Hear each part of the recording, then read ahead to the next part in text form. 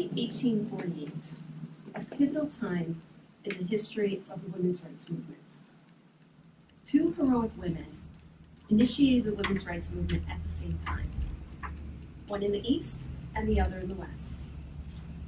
These two women demonstrated courageous acts of bravery. They both stepped outside of their comfort zone to become strong advocates for women's rights. You could describe them as being beyond their own time. They both had remarkable insights and knowledge. They had a great capacity for influencing others, and they weren't afraid to explore the possibilities. They paved the way for revolutionary change amongst all women. They are true leaders. We began in the East. Our first heroine's name is Tahari. Tahari was born in Iran to a very prominent family. She grew up very well educated for a girl of her time. So as she got older, though, this wealth of knowledge became an undesirable trait to have as a daughter or a wife. She found herself facing her battles alone. However, she would persevere. She was eventually permitted to teach her faith.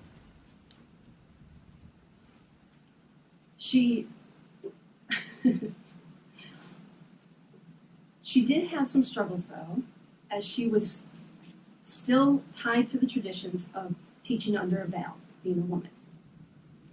It is my honor to introduce to you Tahari.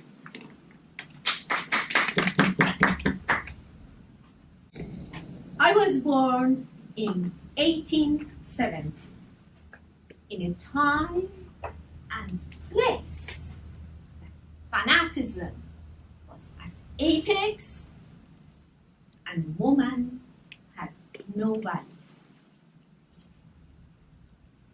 Deep in my heart, I knew these traditions, these customs has to change. And I will be part of that change. I had thirst to learn. I was privileged that my father was a scholar and he was head of the city. I was able to get some education and he was my tutor. He allowed me to attend his classes behind the curtains. There was occasions that he asked students a question. I was the first to answer, even behind the curtain. My father acknowledged my capacity. I overheard him saying, "I wish this girl was a boy. If he was a boy, he would change the city. He would bring light to whole country." But I was proud to be a woman. I never denied my femininity and my beauty.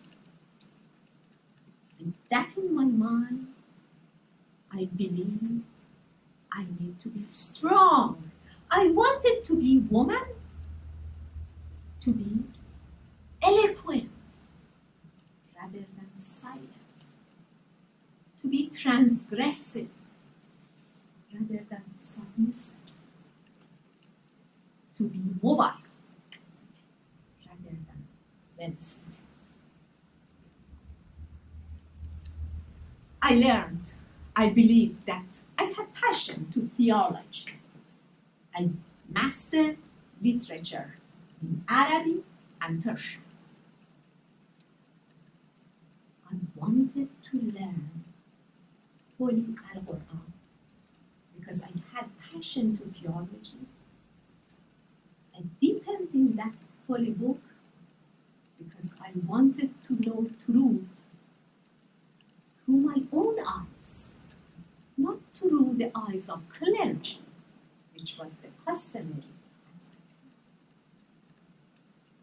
Thanks to my deepening and my studies, I learned that the time of Islam is ending. and the new faith will be coming soon. I joined to a group of scholars that they were searching for the new faith. 1844, the Bab, the new prophet appeared.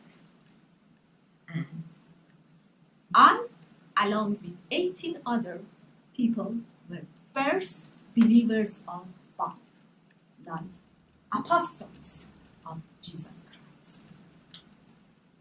I was the only woman. And because of my poetry, because of my execution, because of my personality, I became the key figure of Babi community. Government and clergy violently opposed us.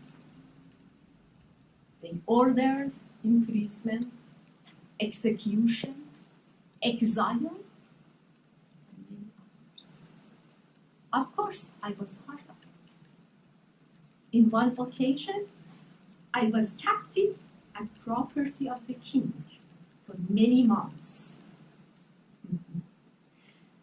In one occasion, the king found me astonishing and proposed marriage in the condition if I abandon my faith. My response to him was, kingdom, wealth, and power for you, exile and loss for me. If the former is good, is fine. If the latter is hard, is mine. The goal of the Babi faith was to abandon the old tradition and customs of Islam and bring new rules, new practices. In that line, Babi community organized a conference. The name of the conference was Batash. In this conference, we had many presentations. We had many meetings. I was the only woman present in this conference out of almost near 100 participants. The only woman. I attended all the meetings passionately, and I was very active member. One of the meetings, I decided to participate, to attend a different appearance, because I wanted to see change in the woman's life. I want to change the pattern of life in woman's life. In one of the meetings, I decided to take away my veil, and I appeared in the meeting. That brought shock to the presence. They thought I brought shame to myself. But I was calm. I knew what is the reason behind it. That was the beginning of the change. Of course, government and clergy weren't keep quiet about this conference. Right after this conference, there were many persecutions. I was arrested. After many months of prison, an order came to execute me. I knew that would happen. When people came to do so, my answer to them was, you can kill me as soon as you want. But you cannot stop the emancipation of women.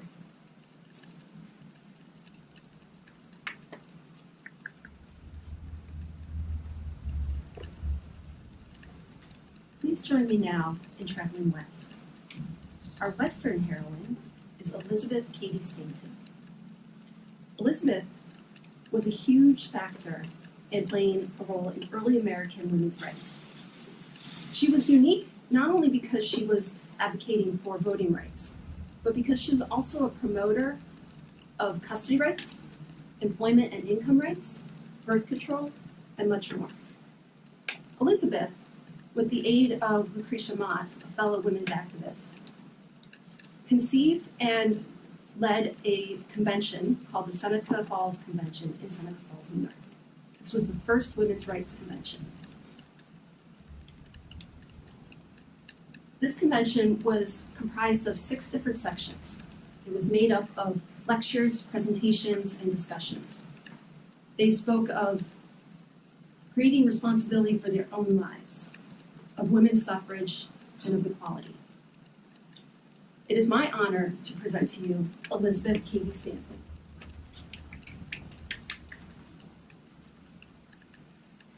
In 1840, I traveled to London with my fellow Lucretia Mott for a conference. 1840, anti-slavery conference was held in that city. I was privileged to be there, to attend the meeting, and of course, I was expecting to be part of the discussions.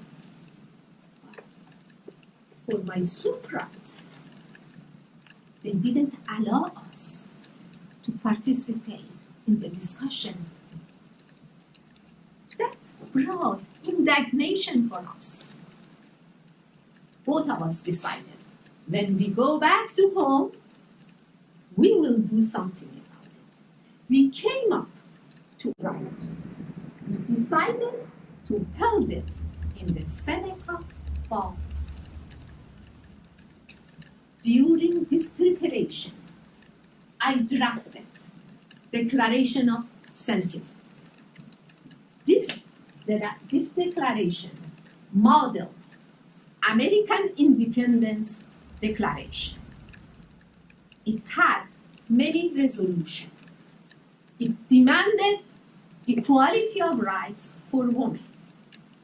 The resolution wanted to give equality of education, civil right, social right, political right to women. The conference was held. Out of 300 participants, 100 signed. That brought a big shock. That brought controversy. Declaration of Sentiment is considered grand movement. Because of all those controversy and opposition from clergy and others, some of those 100 that had signed took back and they removed their name.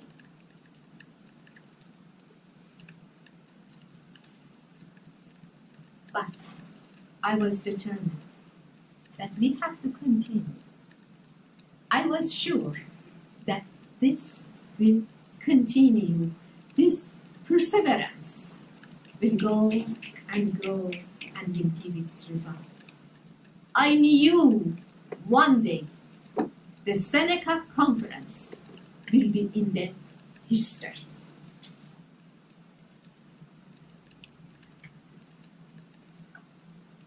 Tahari and the Conference of Badesht in the east, Elizabeth Cady Stanton and the Seneca Falls Convention in the west. 2 people, 2 events, and just the beginning to great change for all women.